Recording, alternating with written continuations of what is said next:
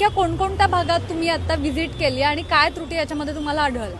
आम्ही नेहरू स्टेडियम ते सेवन लॉज चौकामध्ये व्हिजिट केलेली आहे। हा पुण्यातला मुख्य रस्ता आहे।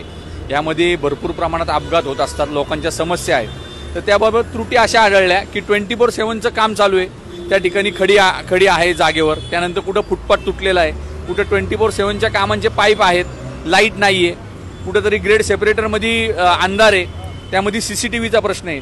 याबाबत पुणे महानगरपालिकेचे सर्व अधिकारी या ठिकाणी आलेले आहेत। आम्ही प्रत्यक्ष व्हिजिट केलेली आहे, त्यांनी नोंद केलेली आहे व पोलिसांना याबाबत सूचना केलेल्या आहेत की आपल्याकडनं सुद्धा वाहतूक नियोजनाबाबत असेल किंवा आपले पोलिसांचे जे राऊंड असतील ते वाढवण्याबाबत सूचना केलेल्या आहेत। नक्कीच काही पालिकेचे अधिकारी लोक देखील आपल्यासोबत आहेत ज्यांच्याकडून ही पाहणी केली जाते।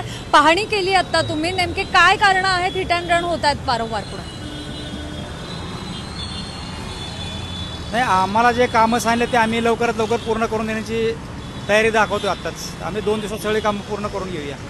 आतापर्यंत तुम्ही जिकडे पाहणी केली तिथे तुम्हाला काय आढळलं की कशामुळे नेमके हे प्रकरणं जे आहेत ती घडत आहेत? जसं त्यांनी सांगितलं की रस्त्याचे काही समस्या आहेत किंवा अनेक काही प्रॉब्लेम्स आहेत, काय नेमक्या त्या त्रुटी आहेत? स्वारगेट परिसर हा गर्दीचा परिसर आहे तिथं, त्यामुळे तिथे थोडेफार गुन्हे झाले नाही पाहिजेत, त्यासाठी आम्ही प्रयत्न करूया। पावसाळ्याच्या माध्यमातून आता काय पावसाळा येणार आहे? पावसाळ्यामध्ये आम्ही आता विद्युततर्फे सर्व आर्थिंग, पोलच्या आर्थिंग पाहतोय, लाईट चालू राहतील याची काळजी घेऊ आम्ही।